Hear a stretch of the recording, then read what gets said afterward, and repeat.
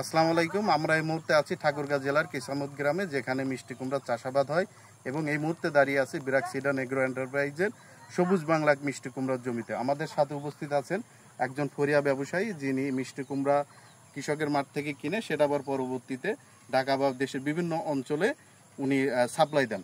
তো ভাই, আপনি তো এই যে সবুজ বাংলা এক মিষ্টি কুমড়াটা কিনেছেন, একটু বলবেন, আপনি তো আরো অন্যান্য অনেকের জমি কিনছেন, তাই না?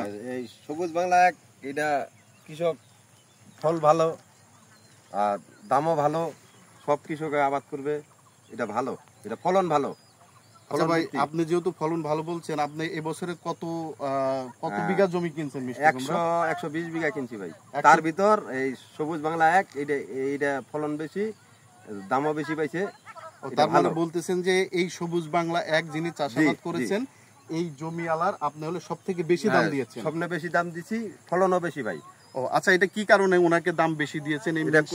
ফলন বেশি, এটা হচ্ছে গাছ প্রতি ফলন বেশি। আপনারা যদি দেখেন, একটু এখানে দেখলে অবাক হয়ে যাবেন। একটা গাছে প্রায় আপনার এখানে একটা, দুইটা, তিনটা, চারটা, পাঁচটা, ছয়টা, এটা 6টায় 7টা মিষ্টি কুমড়া আপনার একটা গাছে হয়েছে। আমি যদি একটার ওজন বলি, এটা আপনার কমপক্ষে ওরে বাবা 8 থেকে 10 কেজি এটার ওজন হবে।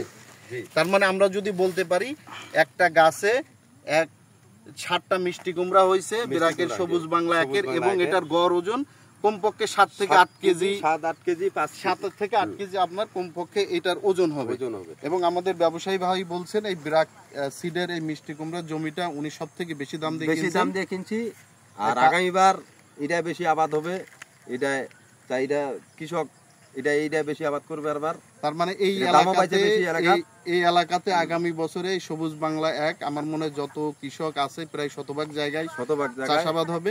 এবং এই ভাই কথার প্রসঙ্গে, এবং প্রথমে উনি আরো একটা কথা বলছে যে সবুজ বাংলা এক মিষ্টি কুমড়া নাকি যদি সংরক্ষণ করে উনি নিয়ে গিয়ে এটা 3-4 মাসও রাখবে, 3-4 মাসও এটা নষ্ট হবে না, এবং পরবর্তীতে উনি আরো বেশি দামে বিক্রি করতে পারবে, আরো বেশি দামে বিক্রি করা যাবে। তো ভাই, আপনাকে ধন্যবাদ। আপনি ব্র্যাক সিডন এগ্রো এন্টারপ্রাইজ কৃষককে প্রতিনিয়ত ভালো ভালো বীজ দিচ্ছে, এবং আপনি ব্যবসায়ী হিসেবে আপনিও লাভবান হচ্ছেন, কারণ আপনি একটা ভালো ফল পাচ্ছেন, ওটা দিয়ে বিক্রি করে আপনি আবার ব্যবসায়িকভাবে আর্থিকভাবে লাভবান হবে।